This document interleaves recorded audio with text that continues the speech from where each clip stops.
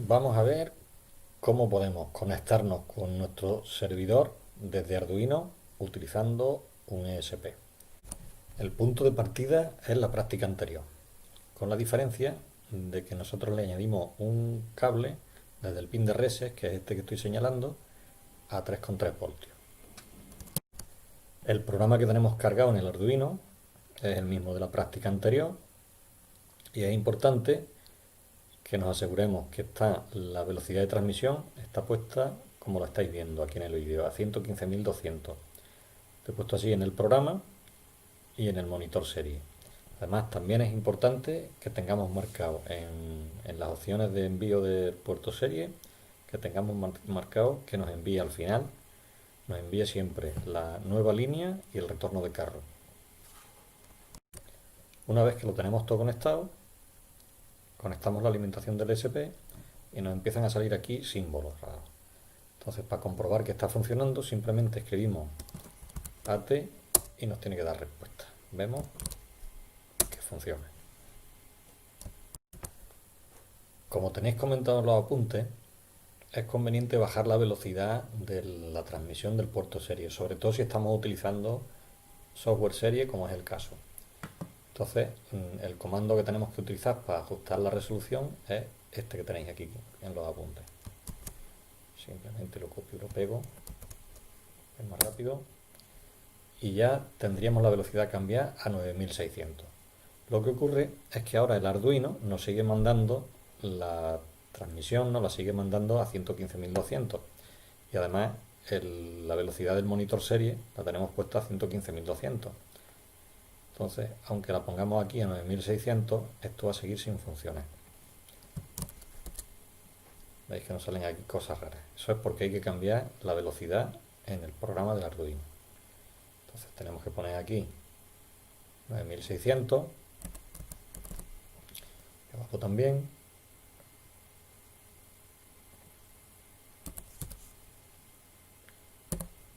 y volver a cargar el programa.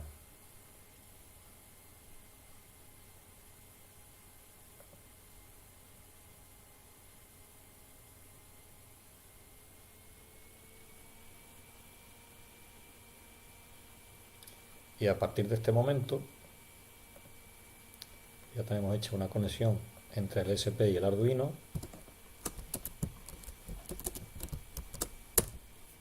a 9600 baudios. El siguiente paso es conectar el ESP a la Wi-Fi de casa. Lo primero que hay que hacer es seleccionar el modo de funcionamiento del ESP. Los tenéis aquí descritos y está claro que nosotros el que necesitamos es el modo 1.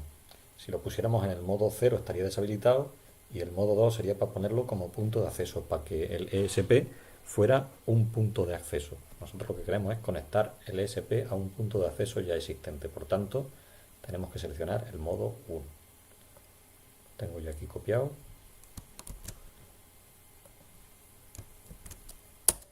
Y ya estaría, siempre nos da, normalmente los comandos nos dan siempre una respuesta de OK, como estáis viendo. Para ver un listado de los puntos de acceso que tenemos disponibles, podemos utilizar la orden que estáis viendo aquí. La tenéis también en los apuntes, está todo en los apuntes. Entonces, con esta orden nos va a dar un listado de los puntos de acceso que hay disponibles. Aquí tenemos información variada de los puntos de acceso que hay. El primer numerito es el canal, el segundo numerito, el segundo ítem de la lista es el SSID, esto es la potencia, esto es la MAC y esto pues son otros parámetros. A nosotros el que nos interesa, lógicamente, es el SSID. Para conectarnos utilizamos otro comando que es este, AT más CWJP. Entonces, tenemos que el uso tiene un montón de parámetros, pero podemos usarlo de forma simplificada poniendo simplemente el SID del punto de acceso y la clave. En mi caso me voy a conectar a casa 2, así que pongo el SSID y la clave correspondiente y conectamos. Ya estaríamos conectados. A continuación lo que habría que hacer sería comprobar si la conexión funciona. Entonces podemos utilizar la herramienta del pin de toda la vida. aquí hay que tener cuidado de que hay que escribir la IP entre comillas. Entonces vamos a poner, por ejemplo, lo de siempre. Y comprobamos. Veis que nos da OK. Este es el tiempo que ha tardado la respuesta, 16 milisegundos. También podemos, en caso de que no hubiera podido conectar, pues nos hubiera dicho esto que estáis viendo aquí, timeout, error. También podemos utilizar esta orden para saber qué IP tiene nuestro ESP. Entonces ahí estáis viendo la IP que tiene el módulo ESP y la dirección MAC. Bueno, y por último, pues sería conectarse con el servidor y mandarle o pedirle información.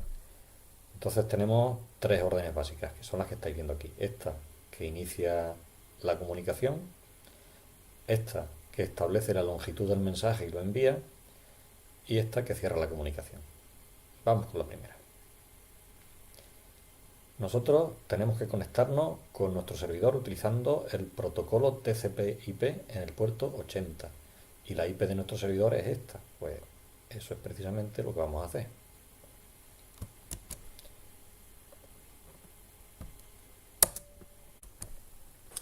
He dejado este error en la grabación para explicaros que tengáis cuidado cuando copiáis y peguéis.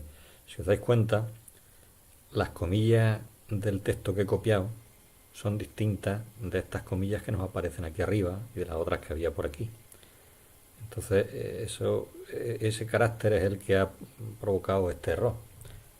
Para que no dé el error, pues simplemente tenemos que copiarlo otra vez y sustituir las comillas, borrar las comillas y escribirlas de nuevo. Entonces, cuando hagáis eso, ya se escriben las comillas correctamente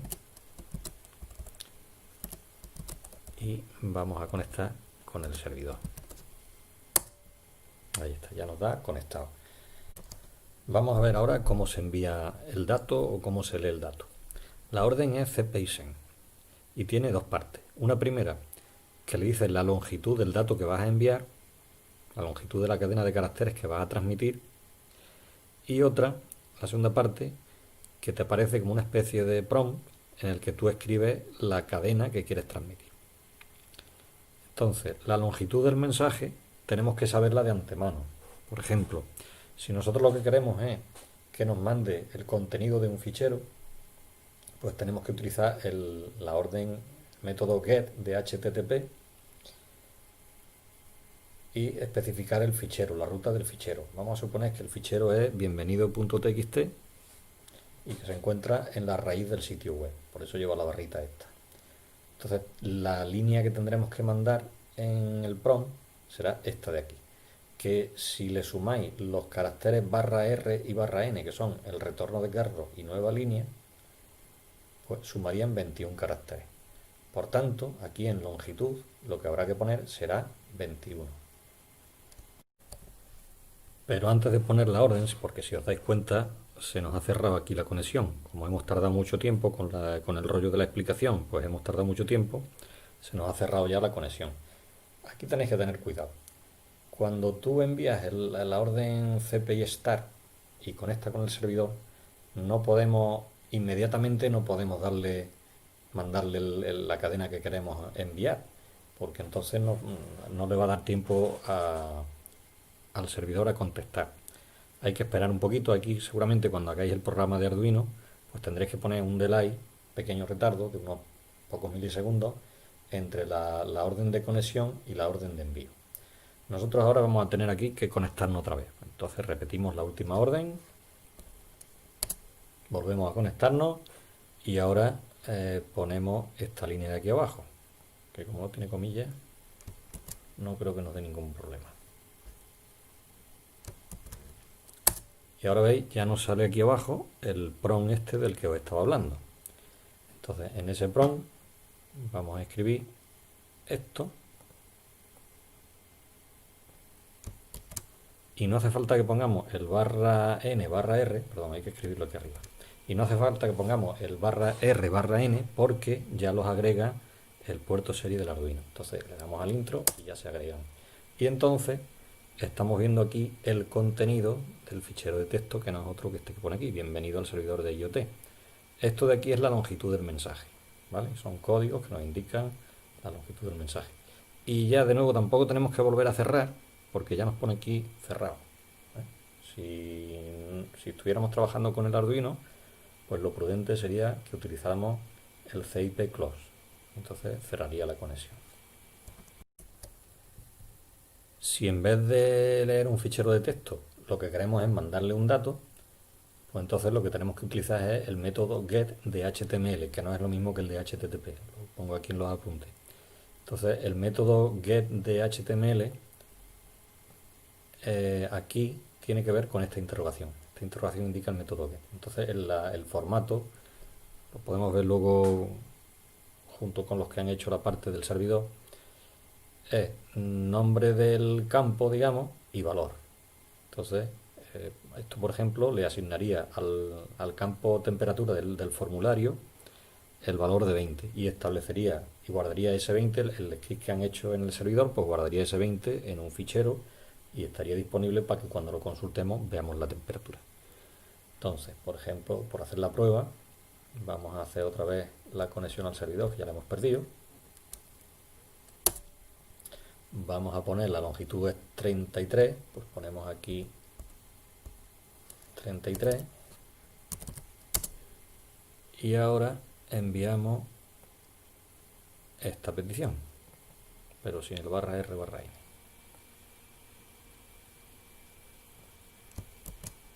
Ponemos aquí y entonces, ¿veis? Ya nos ha colocado, nos hubiera guardado ya en el fichero de texto el valor 20 de la temperatura.